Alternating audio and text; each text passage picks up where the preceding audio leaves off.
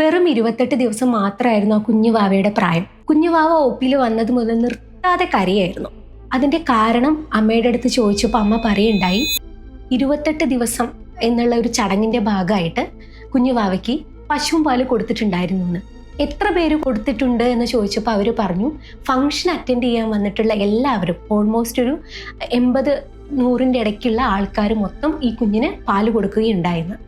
അതിൻ്റെ ഭാഗമായിട്ടാണ് ഈ കുഞ്ഞുവാവ നിർത്താതെ കരയും, ഭയങ്കരമായിട്ട് ആ കുഞ്ഞ് മോഷൻ പോകുന്ന സമയത്ത് പോലും ബ്ലഡി ഡിസ്ചാർജ് പോലും വന്നിട്ടുണ്ടായിരുന്നു. Indian academy of paediatrics especially less than 2 years ഉള്ള എല്ലാ കുഞ്ഞുങ്ങൾക്കും കൗസ് മിൽക്ക് നിർബന്ധമായി ഒഴിവാക്കണമെന്ന് പുതുതായിട്ട് പ്രപ്പോസ് ചെയ്തിട്ടുണ്ട്.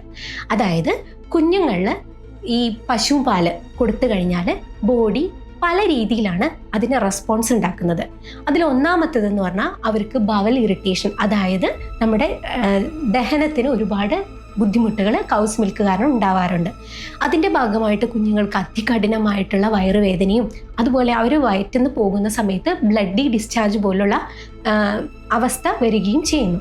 രണ്ടാമതായിട്ട് ചില കുഞ്ഞുങ്ങളിൽ ഈ കൗസ് മിൽക്കിൻ്റെ അലർജി കാരണം അവർക്ക് ബ്രീത്തിങ് ഡിഫിക്കൽറ്റി, അതായത് ശ്വാസം മുട്ടൽ വരെ ഉണ്ടാകുന്ന ഒരവസ്ഥ കാണാറുണ്ട്. മൂന്നാമതായിട്ട് കുഞ്ഞുങ്ങളിൽ സ്കിന്നിൽ ഇറിറ്റേഷൻ, അതായത് ചൊറിഞ്ഞു പൊന്തുക, റെഡ് കളറായിട്ടുള്ള ലീഷൻസ് വരെ നമ്മൾ കാണാറുണ്ട്. ഇങ്ങനെയുള്ള ചടങ്ങുകൾക്കൊന്നും യാതൊരു ഒബ്ജക്ഷനും ഇല്ല.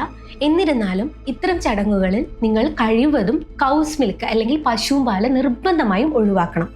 അതിനു പകരം അമ്മയുടെ തന്നെ മുലപ്പാൽ പിഴിഞ്ഞെടുക്കുകയോ, അതിനെ നമ്മൾ എക്സ്പ്രസ്ഡ് ബ്രസ്റ്റ് മിൽക്ക് എന്ന് പറയും, അല്ലെങ്കിൽ ഒരുപാട് ഫോർമുല മിൽക്കുകളും നമുക്ക് മാർക്കറ്റിൽ അവൈലബിൾ ആണ്, അത് കുഞ്ഞിന് കൊടുക്കുകയോ ചെയ്യാം. അപ്പോൾ ഇത്തരം സാഹചര്യങ്ങളിൽ ഒരുപാട് പേര് ചേർന്ന് കുഞ്ഞിന് പാല് കൊടുക്കുന്നതിന് പകരം അച്ഛനോ അമ്മയോ മാത്രം അത് കൊടുക്കുക. അതുപോലെ തന്നെ പശു പാലിൻ്റെ ഉപയോഗവും ഇതോടുകൂടി തന്നെ നമുക്ക് പൂർണ്ണമായും ഒഴിവാക്കാൻ ശ്രമിക്കാം.